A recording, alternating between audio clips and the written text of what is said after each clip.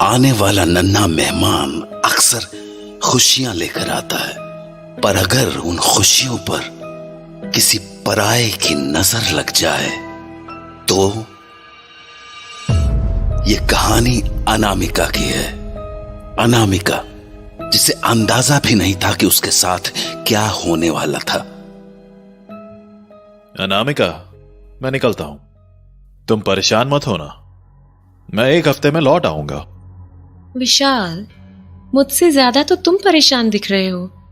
अरे प्रेग्नेंट मैं हूं, तुम नहीं। पर फिर भी मैं तुम्हें अकेला छोड़कर जा रहा हूं। प्रॉमिस मी कि जो जो मैंने कहा है वो ध्यान रखोगी। हाँ बाबा, भीगे बालों में बाहर नहीं जाना है, हमेशा अपने साथ एक चाकू या नील कटर रखना है, सब याद है मुझे।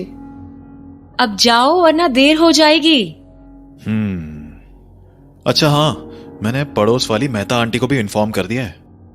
तुम्हें किसी भी चीज की जरूरत हो तो उन्हें कॉल कर लेना, वो पास में ही रहती है तो थोड़ी हेल्प हो जाएगी। हाँ, पिछली बार भी उन्होंने मेरी बहुत मदद की थी, तुम फिक्र मत करो, कोई जरूरत पड़ी तो मैं उन्हें बुला लूंगी। एक तो जिस हिसाब से मेरे ट्रिप्स हो रहे हैं, लॉन्ग टर्म के लिए हमें किसी केयर टेकर को ढूंढ ही लेना चाहिए। खैर, अब मैं चलता हूं। तो उसके बाद विशाल वहां से चला गया और घर पर रह गई तो बस अनामिका, बिल्कुल अकेली। तो अपने कमरे में लेटे हुए उसने अपनी आंखें बंद ही की थी कि तभी हाँ, बच्चा, ये बच्चा कहाँ रो रहा है? आवाज तो बाहर से आ रही है, जाकर देखती हूँ। तो अनामिका जैसे ही हॉल में आई, उसने देखा कि वो बच्चे के रोने की आवाज टीवी से आ रही थी, पर उसे ये समझ नहीं आया कि ये टीवी कैसे ऑन हो गया? अजीब है।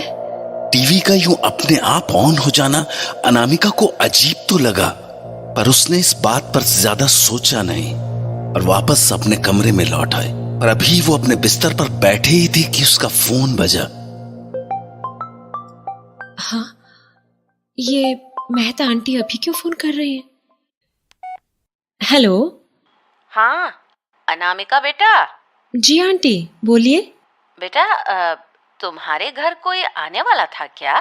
हाँ, नहीं तो क्यों? नहीं, वो बाहर कोई बहुत देर से खड़ा है, कोई औरत है शायद। औरत? नहीं आंटी, मैंने तो किसी को भी नहीं बुलाया है, और वैसे भी इतनी रात को कौन आएगा? हो सकता है किसी दूसरे के घर आई हो। नहीं बेटा, वो बहुत देर से बाहर खड़ी है, वो भी तुम्हारे दरवाजे के सामने। अच्छा,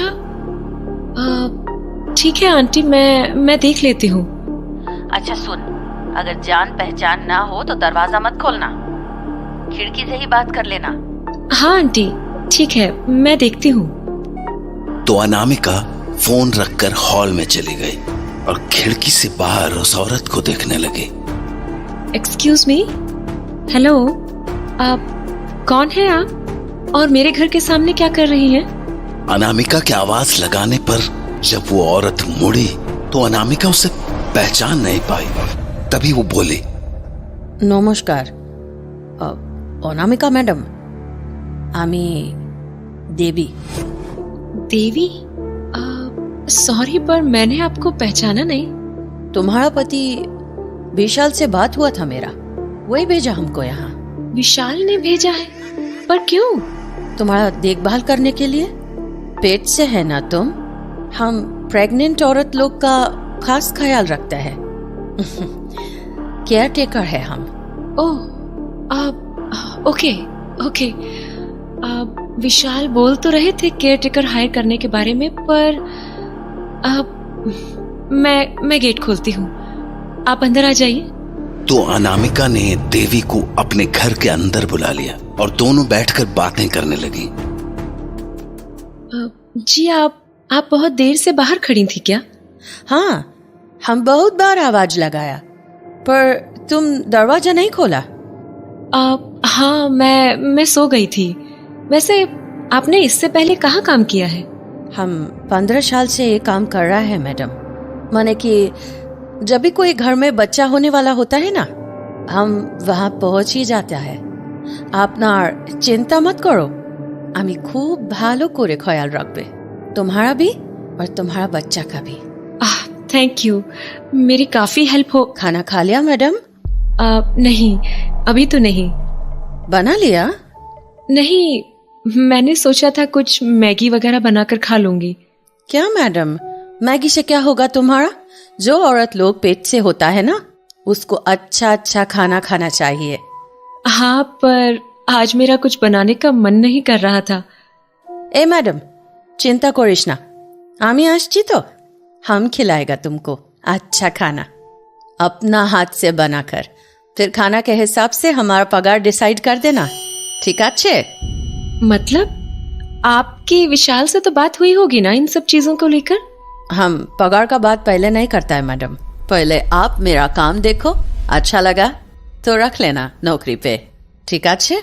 अच्छा, कमाल है आप भी। ठीक है, बनाइए फिर खाना। हैं तो बोलो की खाबी? मांस, मछली, गोश्त?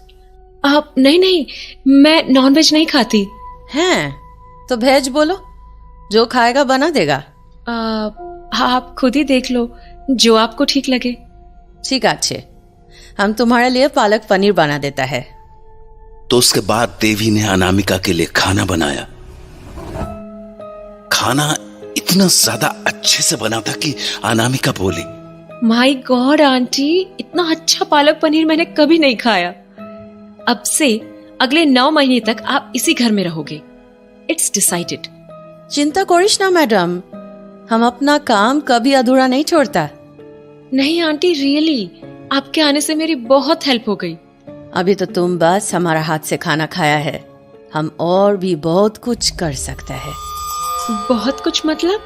तुम्हारा डिलीवरी हम वो भी करा देगा। नहीं नहीं, उसकी जरूरत नहीं पड़ेगी, उसके लिए हॉस्पिटल है आंटी।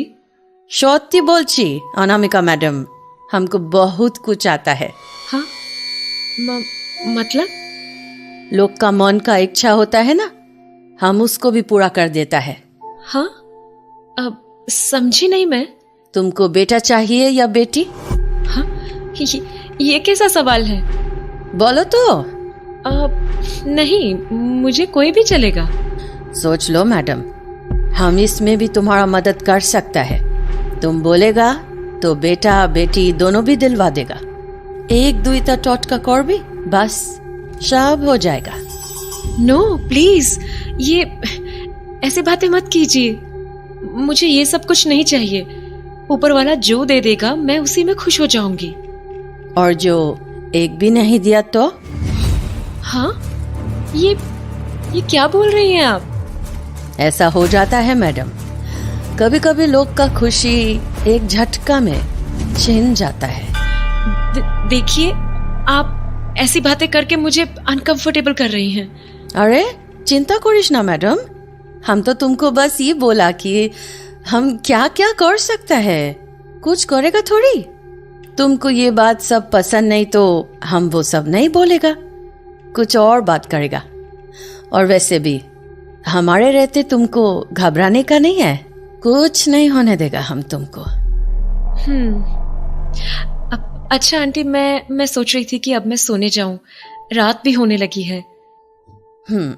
ठीक আছে, जो बोलो। आमी आई दिखे सोफे ठाके, हम यही सोफे पे सो जाएगा, ठीक আছে? एक्चुअली आप हॉल में मत सोना। केनो? बस ऐसे ही, आप मेरे कमरे में ही सो जाना। किंतु केनो? वो मेरा टीवी थोड़ा अजीब है। माने? मतलब इसमें कभी भी कुछ भी हो जाता है। अभी थोड़ी देर पहले मैं अपने कमरे में सोई थी तो ये टीवी अपने आप ऑन हो गया था। न जाने क्यों, पर इसमें ऐसे ही कुछ ना कुछ होता रहता है। इसलिए मैं नहीं चाहती कि आप भी परेशान हो, तो आप बेडरूम में ही सो जाना। अरे क्या मैडम, तुम भी, टीवी से कौन डरता है?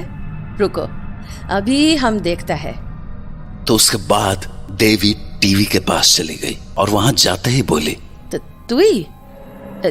तुम यहाँ क्या कर रहा है? চলে যা, এইখানে থেকে চলে যা, आंटी चले जा, अभी कोई काम नहीं है, चले जा। आई